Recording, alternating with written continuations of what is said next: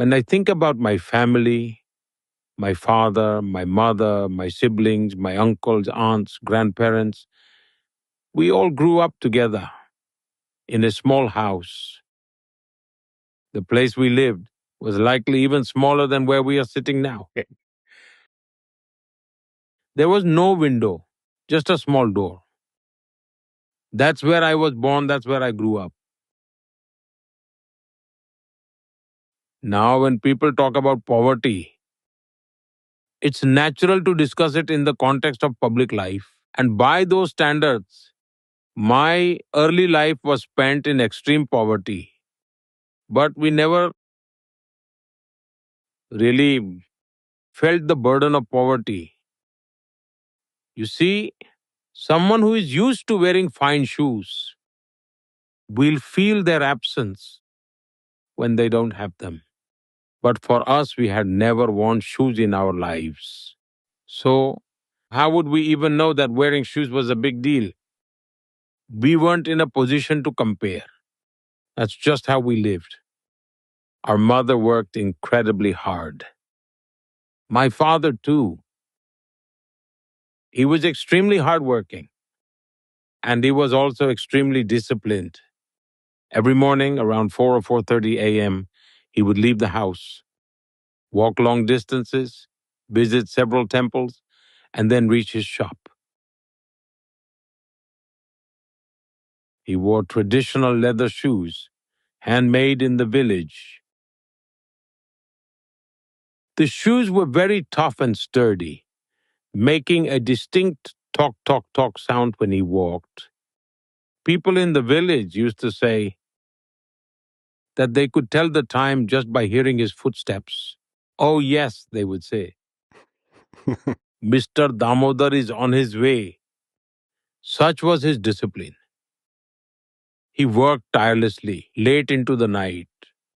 Our mother, too, ensured that we never felt the struggles of our circumstances. But despite everything, these challenging circumstances of living in scarcity never left a mark on our minds. I remember in school, the idea of wearing shoes never even crossed my mind. One day, while I was on my way to school, I ran into my uncle on the way. He saw me and was surprised. Hey, you go to school like this, without shoes?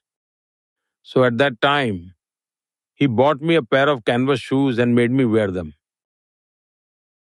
Back then, they must have cost around 10 or 12 rupees.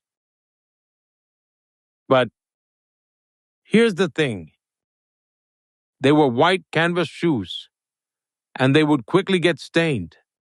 So what did I do? In the evening, after school was over, I would stay back for a while. I would go from classroom to classroom, collecting leftover pieces of chalk that the teachers had discarded.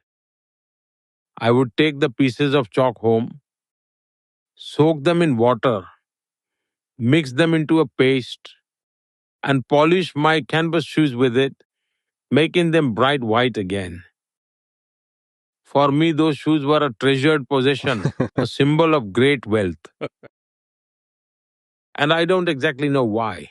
But from childhood, our mother was extremely particular about cleanliness. Perhaps that's where we inherited that habit too. Not sure how I picked up the habit of dressing neatly, but it's been there since childhood. Whatever I wore, I made sure it looked proper. Back then, as you can imagine, we didn't have any arrangements for ironing clothes.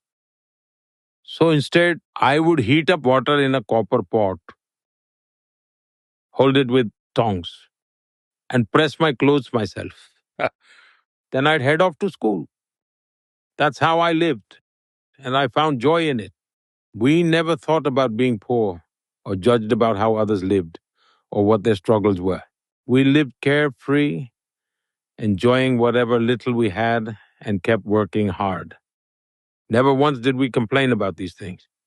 And all these aspects of my life, whether you call it fortune or misfortune, unfolded in such a way in politics that they started coming to light.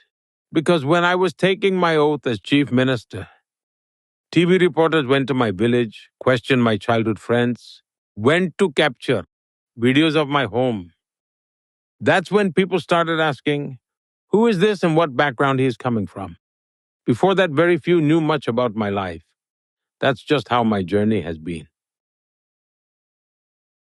My mother possessed an innate spirit of caring for others' well being. It was woven into the very fabric of her being. She possessed knowledge of traditional remedies and healing practices and would treat children with these home remedies. Every morning before sunrise around 5 o'clock, she would start treating them. So all the children and their parents would gather at our home, little children crying, and we had to wake up early because of it. Meanwhile, my mother would continue treating them with care. This spirit of service, in a way, was nurtured through these experiences. A sense of empathy for society, the desire to do good for others. These values were instilled in me from my family. I believe that my life has been shaped by my mother, my father, my teachers, and the environment I grew up in.